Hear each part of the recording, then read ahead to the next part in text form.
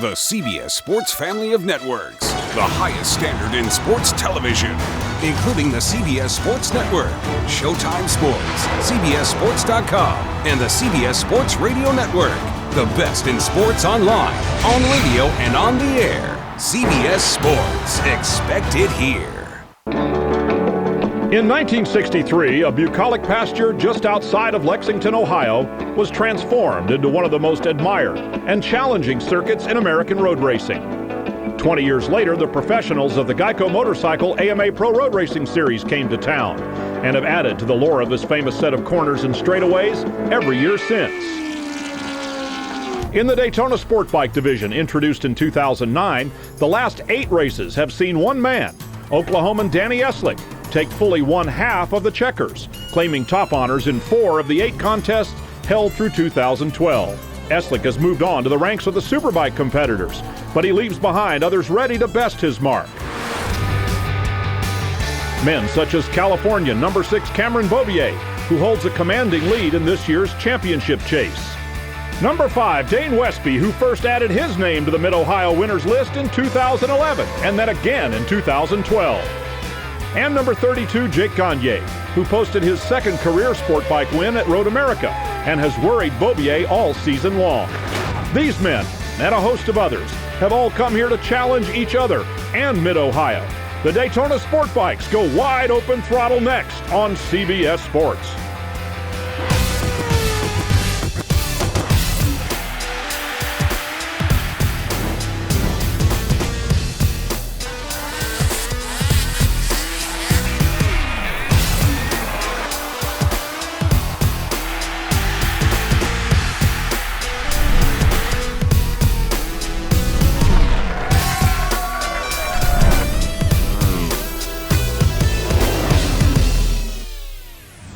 Welcome to the 50th anniversary celebration of the inaugural race at the Mid-Ohio Sports Car Course. It was 1963 and Ken Miles, driving a Shelby Cobra, took the first ever checkered flag to fly over this storied racecourse. This afternoon, the CBS Sports Network will bring you 2 dramatic races featuring the riders of the GEICO Motorcycle AMA Pro Road Racing Series, presented by GEICO. Hi everyone, I'm Jonathan Green, and along with former AMA and World Superbike champion Scott Russell and our expert pit reporter Danielle Teal, we'll be bringing you the action of both the AMA Pro Superbike Championship and the GoPro Daytona SportBike Series. Now, as we saw yesterday with the sport bikes, they know how to put on a show. At the start, it was James Rispoli on his Suzuki who got away well, but he was soon caught by Jake Gagne on the number 32 Yamaha. Soon out, the number 40, Jathan DeSalvo on the Triumph. Engine gone. Then the group of 3, joined by Bobier, the championship leader on his Yamaha. He squeezed into the lead past Gagne. Meanwhile, Rispoli was going backwards, and Dane Westby on the Honda was going forwards. No problems for Bobier. 3 in a row. And that makes it a brilliant weekend. Here are the top 5. Cameron Beaubier wins again. Jake Gagne, J.D. Beach in third, Jake Lewis, Garrett Gerloff. Certainly the man on the move at the moment is that man, J.D. Beach, on the number 95. Let's head down to Scott Russell. Who's with J.D.?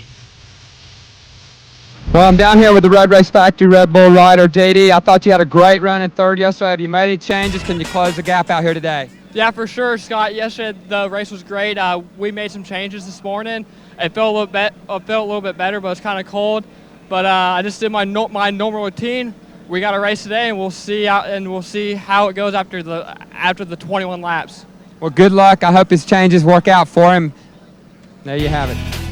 Thumbs up from JD. Thanks, John. Yes. And if you look at the points, JD Beach is actually third now, 71 points, but there's a long way to go. And of course, Cameron Beaubier continuing to dominate, 184 points. Jake Gagne, though, keeping it honest, 35 points behind. A little further down, Jake Lewis has had some good moments, so too Dane Westby, recovering from his injury. Talking of injury, we're all worried about Elena Myers and her fitness this weekend. Here's Danielle Teal.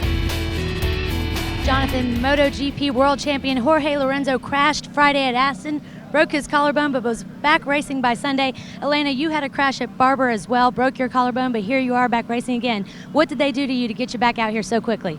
A few days after Barber, I went home to my surgeon in California, and they put a plate and 5 screws in my right collarbone, and it's just been it's been 2.5 weeks since then. So just been continue to train and do well with all eating and supplements and all that. But I think today's going to go a lot better than yesterday with my Triumph 675.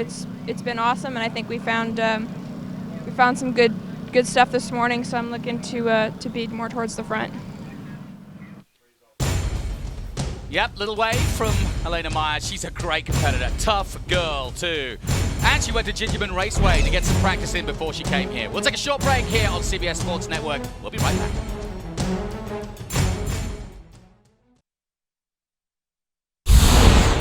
AMA Pro Daytona SportBike on CBS Sports Network is brought to you by GEICO, saving people money on more than just car insurance. Visit geico.com for a free rate quote. And by the all-new Bolt from Star Motorcycles. Welcome back to Mid-Ohio. We're about to go racing for Daytona SportBikes Race 2 coming up. But the number 42 Triumph of Kenny Reedman used to be a successful professional snowboarder. And then he wanted to look at motorcycles too, and one had to win out. He decided to go carving on motorcycles. Well, you know, my whole life I was growing up trying to be a pro snowboarder, and you know, I went up through the ranks, really started to excel in snowboard cross, so I went into that. And when I was 15, I started doing okay at nationals, which was actually right around the time when I started, you know, road racing just for fun. You know, on weekends, like every once in a while, I'd go out and do a race with my dad, and didn't really take it seriously at all. Just it was a fun thing to do in the summer when I couldn't be on the snowboard. And I got to the point when I was about 18 years old, you know, ended up qualifying for Junior Worlds, and I went out to New Zealand to compete in the snowboarding, and it just wasn't fun anymore. I was just over it. I came back from that competition and decided that's when I wanted to take motorcycle racing a lot more seriously. I'm definitely glad that I went with the motorcycle racing. I'm enjoying it, you know. I love the people, I love the traveling, I like warm weather. I don't like cold weather, so that never really worked out in the snowboard career. Kenny Reedman just might be the next Moto champion. Watch out for him on the grid. There he is, getting ready for a big race weekend here. And it has been beautiful weather. We had a lot of rain to start off with over the weekend, and that made the track very slippery, and also meaning that conditions weren't easy to qualify. But what are we going to watch for in this race, Scott? Obviously, the first lap can be fast and furious out here, especially in this class. A lot of young lions out here. Everybody gets excited on that first lap, and you know, you got to have a Bobier block party because this kid's having it his own way. Somebody please come up here and try to stop this kid. And then risky business. Obviously, this sport's all about taking risks and calculated risks, that is, and you're going to see a lot of that here in a minute. Yeah, I think that's the point, is that early on, it is risky business to get going. You've got to get past him soon. Here's the starting grid. Cameron Beaubier in the pole, Jake Gagne, Garrett Gerloff of Texas, then Jason DeSalvo. Let's hope he has a better day. Rispoli started well. Can he do it again? Jake Lewis, JD Beach, and Dane Westby showed good. Bobby Fong had a good weekend. So far on the Triumph, Joe Pasquarelli yet to really shine. And a little further down, Elena Myers. Can she come forward? She did it yesterday. Can she do it from row 4 again today with that injured collarbone? Melissa Parrish, Scott Ryan, Ron Mears, Devin Taker. A little further back. Beautiful puffy clouds in the air and ready for this. But the track itself is what we're all about here. One of the most challenging undulating circuits that we'll go to here in Mid-Ohio. It's been around for a long, long time, and it's, I think, one of the favorites for the riders. It's a little bit dodgy here and there as far as grip goes and all that, but vital spot, I like the keyhole up here in the top as you get that long run down that long straightaway into turn 6 down here. That's where you're going to see a whole bunch of action. The rest of the track around here is it's kind of one line. It's very difficult to pass and very exciting to watch and ride. Well, Scott, I mentioned the weather, and you can see from the clouds, it's hot out there. It's hotter than it was yesterday. And 86 degrees, 59% humidity. How much is it going to make a difference? I don't think it's so bad. I think it's a little bit less windy today, so it feels a little bit warmer. Well, one person enjoying the sunshine, I'm sure, is our very own Danielle Teal. She's down on the grid. It's definitely a bit hotter out here, guys. A quick update for you. We're in a bit of a holding pattern right now. There's a little bit of oil down in the S's. It started in the S's and moved its way up through Thunder Valley. They're getting it assessed. They're going to get it cleaned up. But just keep in mind that it'll probably be something in the back of these riders' mind. Thanks, Danielle. Yes, absolutely. Not an easy time at all. And Jason DeSalvo had a big blow-up yesterday in race 1. let's hope everything clears up for him and his team. That triumph still developing, of course, but it put him out of race 1. Let's see if he turns it around here in race 2. We'll take a short break. We'll be back with the number 40 and the rest of them after this.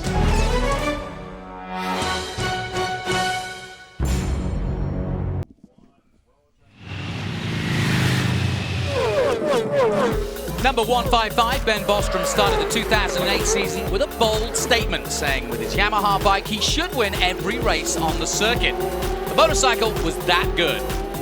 Well, that brazen prediction didn't quite hold up, but Ben did win 6 out of 11, including dominating a win here at Mid-Ohio to capture the 2008 Supersport Championship.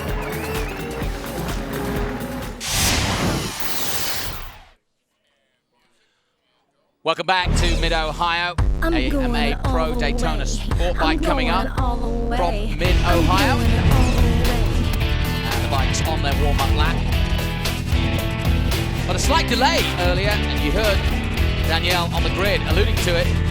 Thunder Valley soon became Oil Slick Alley, as we had to clear up quite a lot of debris on the track from the previous warm-up lap.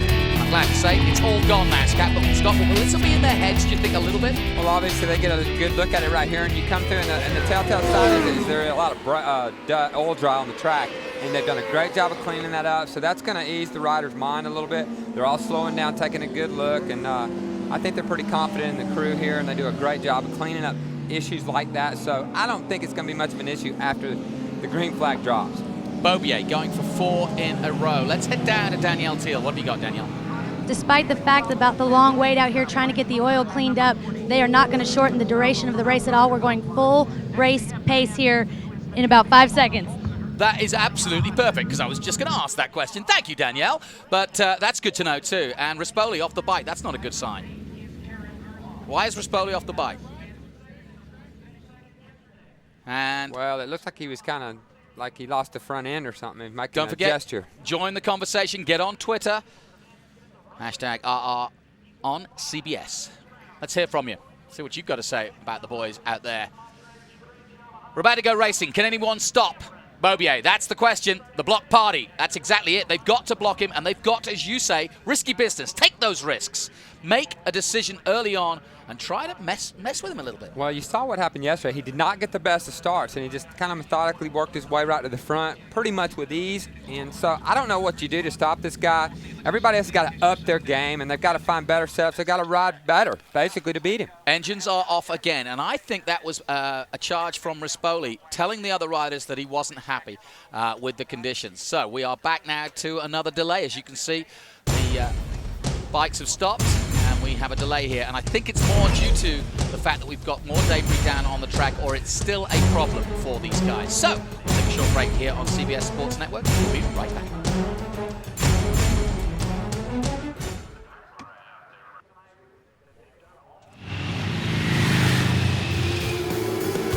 The battle for the 1999 600 Supersport Championship started 15 years early in Owensboro, Kentucky.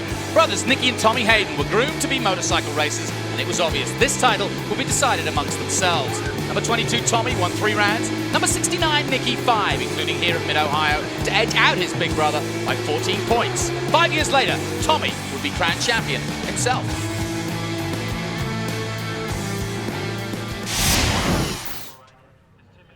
Now, all sorts of drama at the start of the sport bike race, and oil on the track. Let's get the latest with Danielle Teal. She's with James Rispoli. A lot of drama down here, actually. A bit of a situation with oil on the track. James, can you give us a quick synopsis of what happened out there? Yeah, well, in the turn 10-11 through all the way to Thunder Valley, there's a bunch of dry slick, and it's mainly as soon as you go across it, it really gets the bike unsettled, and it's really slick over the tires. So what they're going to do is do a little session here, and then we're going to go racing. Bit of an odd way to handle it, but they're going to go out there and do a 10-minute warm-up lap, essentially, our warm-up practice, just to check things out, come back in for about 5 minutes, and then go racing. Well, that's fair enough, and it makes sense to me. And obviously, they want to make sure that they've got vehicles at speed to effectively disperse the dirt and the grime that kind of builds up. And you've been over these situations, Scott, many times. Right decision? I think so. I mean, what else can you do at this point? They could delay the race longer and try to get out there with the sweepers, but didn't really come down, so they're doing what they can here. Well, here's what the officials said to the racers just a few moments ago before we went out on this section. All right, in 5 minutes, you're going to leave from here. You're going to get a 10-minute session. You're going to get the checkered flag. You're going to come into your pit stalls. When the last bike comes off the track, the clock's going to start. Within 5 minutes, you're going to get a 5-minute time. 2 minutes into it, you're going to get a 3-horn, 2-horn, 1-horn. You're going to leave, grid and go. Copy? Same just tires. Like a red flag. Fuel, whatever you want to do to the bike, no tires, just like a red flag situation. I will parrot that over the radio in the next 5 minutes. Go back to your bikes. Let's get this taken care of.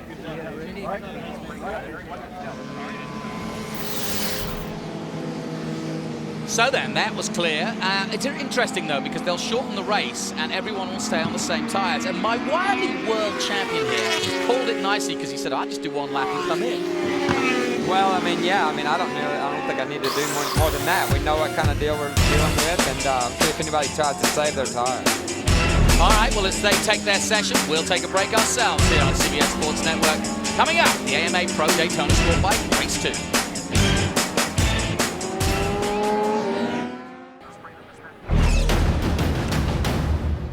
Welcome back to Mid-Ohio, where we've had a slight delay in the Pro Daytona SportBike Series, Race 2.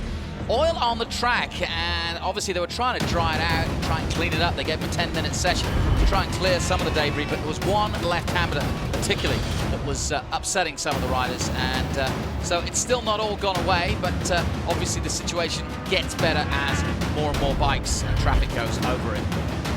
But obviously safety is paramount to these youngsters. On their warm-up map. Earlier, just a moment ago, Danielle Thiel spoke to Jason DeSalvo. I'm here with the number 40, Jason DeSalvo. Jason, you were one of the guys out there putting down quite a few laps, actually, after the oil situation. Can you give us an update? Yeah, I mean, I was just trying to do the best I could to get the track to come in, but unfortunately, it's not really coming around in that fast left-hander, and I'm curious to see what Race Direction is going to do, but we trust in them. We trust in them to keep us safe. So we think that they're going to make the right decision. Yeah, interesting comments by Jason DeSalvo. Sounds to me like he's not too bothered about going out because he was saying, safety paramount. He doesn't seem like, anyway, the way he put it made it sound like he wasn't that bothered. Well, I mean, about going out again. Yeah, I see that, and it's a different situation. So we'll just have to see how they play. Danielle, what do you got now?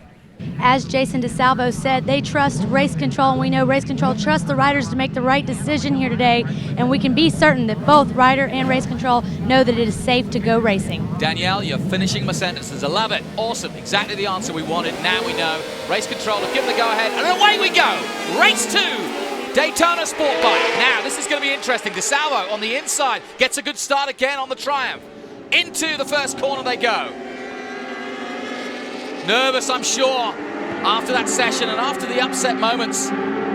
Good start by J.D. Beach, number 95. You spoke to him, Scott. He's got his tail up. He really does. Whoa. He's made some big changes there. It's Jake Lewis running wide and Westby as well.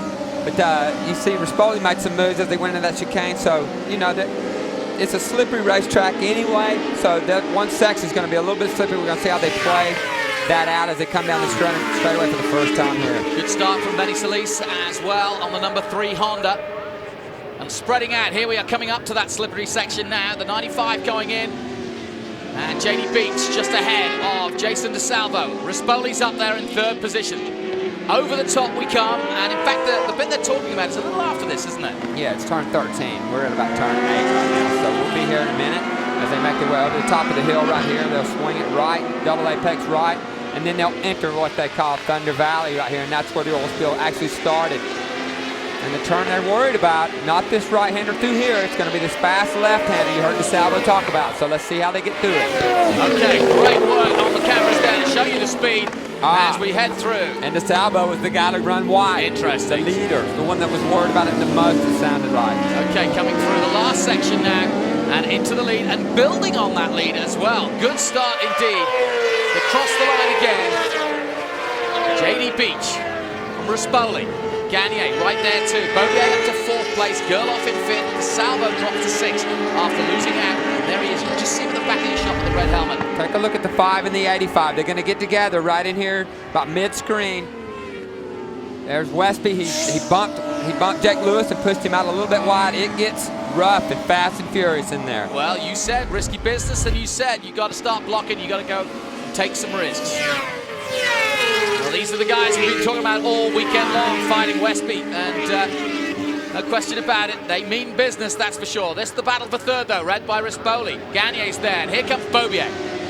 Bobier swoops around the outside. Gagne's going to fight back with him. He's going to shut him down right there as they go over that hill right there. Shut That's him down, terrific. almost took him out. Well, it's got to be done. We talked about you got to rough this kid up. You cannot let him get loose. So these riders all know that. They're aware of the fact that this kid's the fastest guy all year long. And so now, what do you got to get rough with him and try to slow him down? They are ganging up on the big boy Bobier, and well, that's how it works. It looks like Rispoli's made some changes, and so has JD Beach for today, and they both running really strong now. Through that Thunder Valley, through that slick corner coming again. I talked to Rispoli this morning, and you're absolutely right. He's changed the bike completely. He's moved it back. He's moved the front wheel forward, and it was front end feel he was struggling with, and he's moved it all back, and he says the balance is much better. He just feels more confident. Yeah, sometimes you get them too nosy, and it's just not a good feeling, and sometimes they get too low in the front. They don't want to turn either, so maybe he's got some weight off the front, and it looks like it's feeling pretty good. Gagne looks pretty good right there in third as they roll through turn one.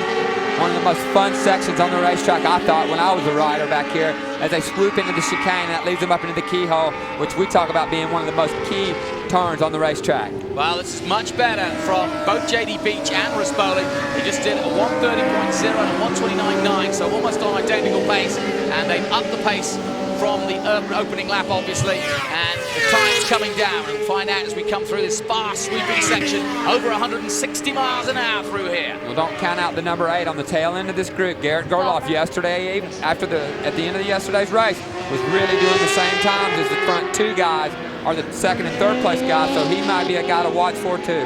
Cameron Beaubier is in the picture. There he is on the number 6. I found out his secret. I had to do some digging last night, and I said, Beaubier, what do you get up to when you're not working? He goes, oh, me and Mark Marquez, we play video games and we do simulations of the tracks. There's the secret. Old teammates from back in Europe in the KTM Rookies Cup day, so they're still connected, and I tell you what, this kid may be as good as Mark Marquez. I don't know, I might be stepping out there a little bit far, but I think he's got the potential. It's interesting you say that, because people need to draw that parallel. Mark Marquez winning MotoGPs yesterday, and here is his old teammate right there, here in this class, fighting it out with these young turns. Well, Gerloff's all over the back of him right now, his teammate. He's looking for a way around Garrett Gerloff.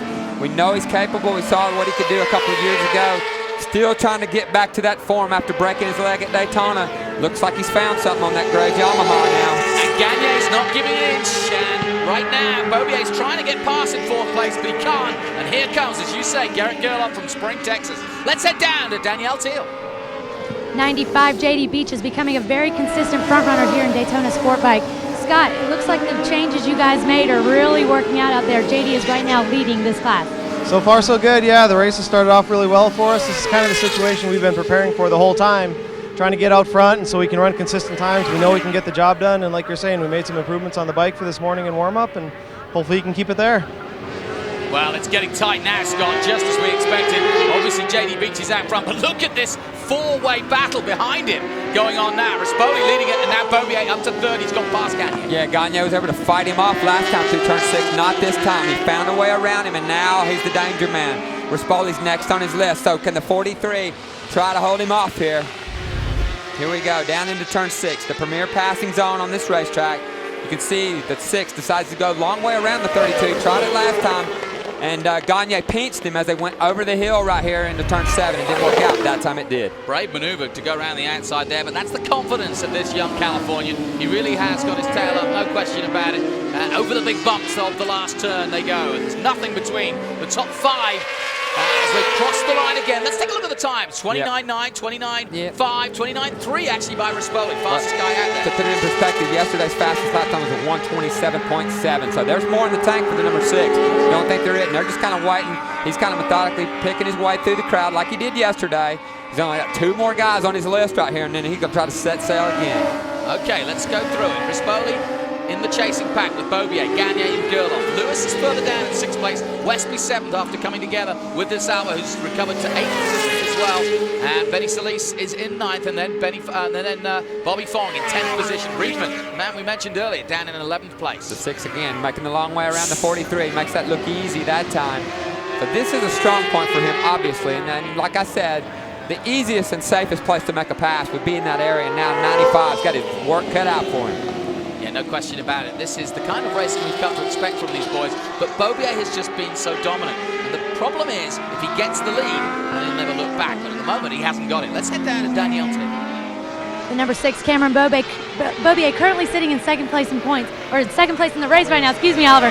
He's got a little bit of pressure on him. This is the second race in a row where he's kind of having to work his way through the field. No, I think he's just easing into it. I mean, he with a harder tyre, you've got to give that tyre a few laps to come in, and he has to be patient, and he is. But now, obviously, the race has got back a few laps, but he's coming through already. I mean, from 4th to 3rd, now 2nd, and I'm sure he'll be pressuring JD in a lap or two, and it's better small steps, nothing crazy, especially with the track in the condition that it's in at the moment, but he's doing a good job.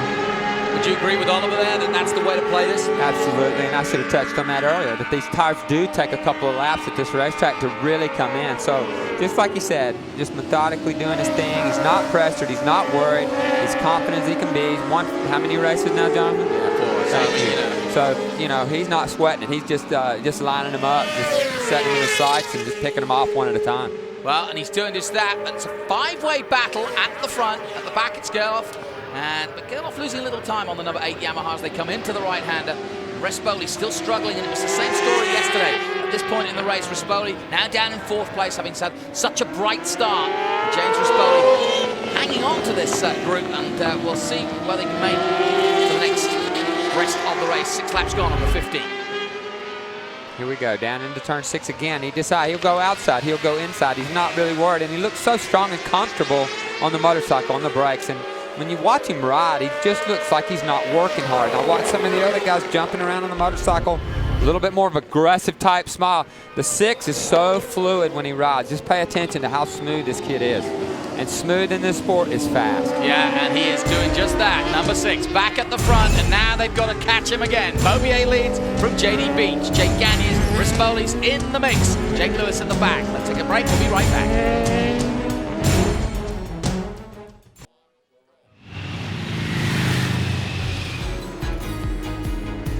'99, Doug Chandler's first career AMA Pro Superbike race happened right here. 10 years later, he was reunited with Rob Muzzy, back to victory lane, but it was a fight. After a bad start, he fought his way back and chased down a wounded Ben Bostrom for the win. It was his 11th career AMA Pro Superbike win. He added another 2 a month later. Finished his career with 12 victories in the class. Doug Chandler, my old teammate, what a rider. He was so smooth, just like I talk about Bobier. He was super smooth rider, and I learned a lot from riding with him. Back to this great action, and it's still a 4-way battle, 5-way battle if you include the man Garrett Gerloff at the back of this group. But it's normal service resume as Cameron Beaubier is at the front and doing what he does best. Fastest lap of the race at 28.9, and now we're getting into it. To be fair though, JD Beach equaled that time at 28.996. Wasn't far off, just 100ths of a second off that fastest car. Well, they're tired of this. They're tired of getting beat down like this, so they're going to do everything they can. Like I said, they made some wholesale changes on that 95 over last night to try to come in this morning. He liked what they've done, and it obviously looks like something. But Bobier, you know, there's still a second left in him. If we're looking at the times from yesterday, I don't know if the track's going to allow that kind of time, but obviously he's gotten to the front, he's cut the fastest lap, and that's kind of his MO. 8 of the 15 gone here. SportBike Race 2 from Mid-Ohio, and it's been a cracker. We had to wait for it. We had a little bit of dirt and grind down, a little bit of oil spilled on the track in the warm-up lap originally. They gave him a 10-minute session, but then they waited, and now we are racing, and it's good. And as usual, Bobier is starting to pull away. There's something he's doing different than the rest of these guys because, I mean, they're all on pretty equal equipment, and he just, for a guy to be a second faster in a class like this, it's pretty outstanding. Rispoli looking good in 4th. He's hanging with this group. Let's head down to Danielle Teal. The number 43 of James Rispoli had a very strong race early on yesterday as well as today, but then started to fade back, much like this race, although he is still hanging in there in 4th place. Any idea what may be going on? Well, we made some big changes during the course of the weekend, so there were big changes from last night to this morning. So right now it looks like we're doing much better. It looks like we've been able to set up a little bit better as well. So we'll see what happens. It's a short race, so we might be there a little bit longer than we were yesterday. Can you tell us about those changes? No, not really. Not really. Right question though, Danielle. We want to know. Keep asking them. The tougher the question, the better it is. Love that work. Anyway, Rispoli is in this group, and that's the point here. He's having to stay with this. Like you said, a shortened race helps him. And, well, it remains to be seen whether he can actually stay with it. Bobier had a quick look over his shoulder a minute ago just to see how close the boys were. Well, don't forget he's got Long Suzuki in this 5-rider pack right here. The rest of them are on Yamaha, so doing a good job with that. The changes seem to have done well for him, but the lap times are not what they were yesterday, and I think that's why you're seeing the pack staying closer together. Yeah, I think that Bobier look over his shoulder was because he'd just done that fastest lap. He wanted to see if it made any difference, and really it didn't, because they're right there with him. This is a cracking race. It really is. It's going to be interesting to see how it plays out here with 9 of 15 gone when they come by. This time there'll be 5 to go. And, maybe he'll let them run around behind him a little bit. I think they've all upped their pace a little bit here today. Well, the pace isn't up, but I think they've upped their game, and I think they've all more in a position to fight today, it looks like. Well, the question is, do you believe it's crew chief Ollie that he just bides his time, or he's not a good starter? But once he gets in his rhythm, here is how he passes. Round the outside was the first pass. Pretty impressive. Again, same corner on Rispoli this time. And then, well, Hayden tried up the inside as well. It's kind of like he goes wherever they are. You know what I'm saying? And that's kind of how you do it. When you're that good and you're that confident in your equipment, if they're on the inside, you go outside, vice versa. Well, we're getting down to the nitty-gritty. 5 laps to go. Rispoli up the inside. Oh, and how did he hold that, Scott?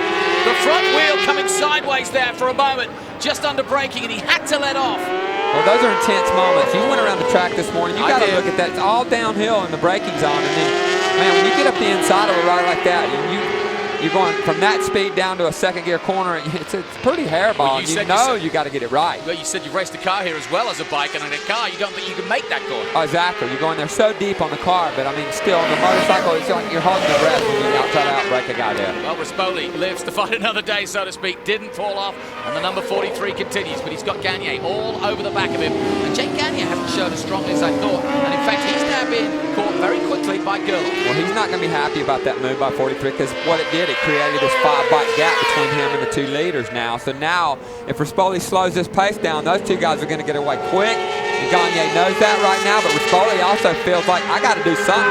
Maybe Gagne was holding him up. Well, a podium would be just perfect for James right now, because remember, there's been scant pickings for those chasing Bobier. He's been taking the lion's share of the points so far this season. He'll be a little further down. That looks like Salvo coming through, and Jason DeSalvo in 8th position on the number 40. At least the bike's going this time. Yeah, the man with the hole shot made a mistake, a huge mistake in that slick part of the track that he was really worried about, and went from 1st to like 8th, and he just kind of hadn't really been able to rebound from that. He's still running that 8th position right now. He looks over his shoulder to see the gap he's got between himself and Fong, and it's a decent gap too, so he can relax there, but he's a long way there. You see Westby going through. That's the gap between Westby in 7th, and DeSalvo, the man you're looking at right now. Well, Westby will not be happy with his performance here after winning here last year, race 2. He just hadn't been able to find that form yet on the Honda, and it's difficult, you know. And now I think the pace has been up with the Bobiers and all the Yamaha riders. I mean, the pace has become faster this year, so him being on a new bike, it's difficult.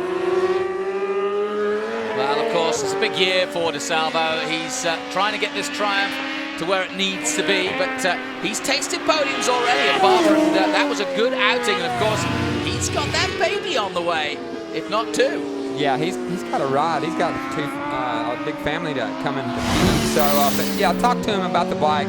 You know, they only made just a couple of changes from Barber on this new 2013 bike. They keep trying to develop at a racetrack, which is always difficult, but that's a good sign. When you go from one track to another and you only got to make a couple of small changes, then you know you're getting close to the right setup. Well, there's no question that the Triumph is a super-looking bike, and it really is just not that far away from being a very, very competitive bike against the Yamahas, which at the moment are totally dominating. And you know, it's a narrower bike, it's a 3-cylinder, so at handling situations it's very good. And now, look at Gagne has made his way back around the 43, and now he's getting jumped on. Yeah. So, that was a little too close for comfort. Gerloff swayed left, basically under braking, and Rispoli had nowhere to go. He had to brake harder than he should have done, and luckily both of them are still on, but Gerloff is through. Well, this is intense moments. Like I said, you get down here off that back straightaway, we'll be running up nearly 170 miles an hour, down from 6th gear down to 2nd gear, and Gerloff just kind of moved over. They're both backing it in right there. don't think it was a bad move by Gerloff. He was clear, but Rispoli, his bike still looks nosy to me. When you see a guy backing it in that much, and you look at his bike twitching from direction change, where I don't see some of these Yamahas doing it, that tells me that he may be a little bit still soft in the front. Okay. Well, that was the area that they were moving back. They moved the front wheel back a little bit last night, and he said he felt more comfortable with it. Well, like you say, it's still, though, as you described, quite nosy. Yeah, it's just not stable in the braking zone, and that's what's causing him all these issues right now. He's trying to make it up on the braking zone, and once you've got a bike that's giving you trouble in that, and you start losing time, and then you try to make it up on the brakes, it just modifies the problem. Coming down to the last few laps, 3 to go here. Garrett Gerloff having a good run. Gerloff up to 4th place. The Texan pushing on. He's had some high moments, and of course he's had to play second fiddle on the Yamaha all season long. That's never easy when your teammate's going so good. No, it didn't. He just ran his pretty quick lap at a 28.5, but the leader is down at 28.0, only 0.3 of a second off of his fastest time yesterday. So that tells me that the racetrack is good. Well, then we go back to what his crew chief said, and it was no word of a lie. That's exactly what Bobier was doing. He was biding his time, keeping his tyres ready, and now he's just up in the pace, which he's been doing all season long. Here's the battle between 24 and 13. That's Ryan, number 24, and Melissa Parrish. Good to see her in action. As you can see, her ponytail waving in the wind, and there she is. She had a good run this weekend. Yeah, I talked to her, but she really wasn't happy with yesterday's stuff. And now, hopefully, you know, she's doing her thing out there. And I don't know if she's going to be much happier today, but still circulating out there, running in 133s. And it seems like that's about her fastest lap time I saw yesterday. So she's par for the course this weekend. Well, I know she wants to get the Broaster boys, the Broaster Chicken boys, happy after the weekend because they've had a big presence here this weekend. And obviously, you know, she and her husband just making a big move to California, and it's a busy time for the Hazers. Yeah, I mean, you know, they bought a house, I guess, now, so they've lived in California for some time now, but obviously going through some changes and everything's good, and it's good to see her out here running, and she's had some good results this year.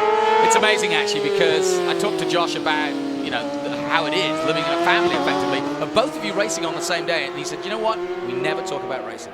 Okay. Fair enough. I mean, they get enough of it at the track, so I guess when they leave it at the track. But they train a lot together, and they're a good couple, and it's cool to see a guy and his girl out here racing, man. Yep. Scott Ryan just ahead of her, though, heading into the left-hander. And let's get back with Jason DeSalvo. Jason DeSalvo, he's just got Fong all over the back of him on the number 50. So 2 triumphs, and that's a situation where Fong has caught up, because a moment ago DeSalvo was looking over his shoulder and Fong was a long way back, so now they're together, the 2 triumphs. He took a half a second out of him that time to reel him in right now, and it's just a matter of time before Bobby jumps all over him. Jason obviously not having the changes that he made or whatever setup they have is not optimal for him right now, but Bobby Fong's definitely looking way better than what he had going on yesterday.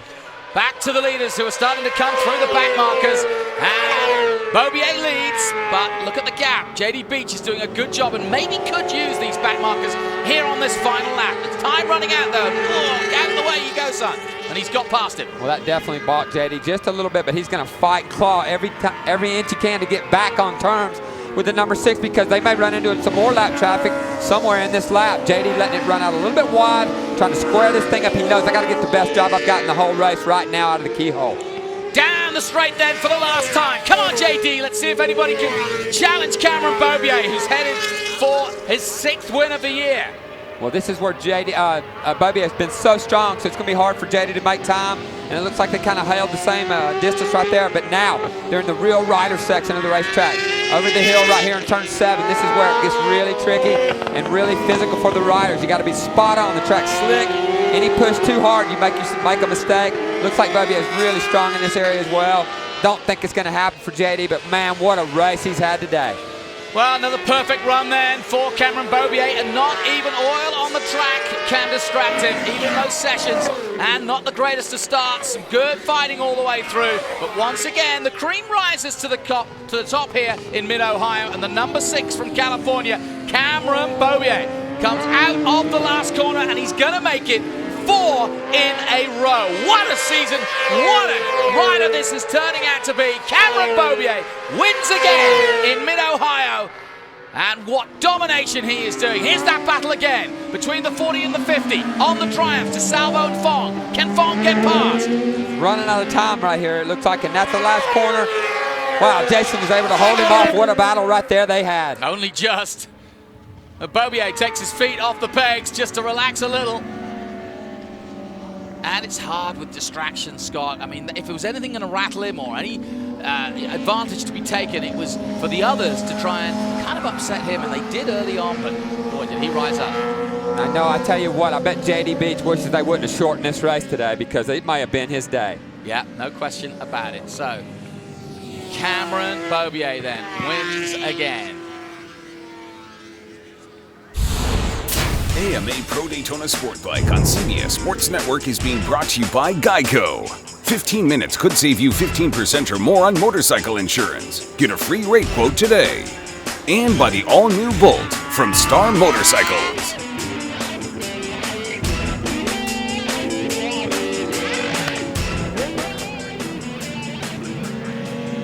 Well done to Cameron Beaubier. He does it again. Let's head down to Danielle Teal.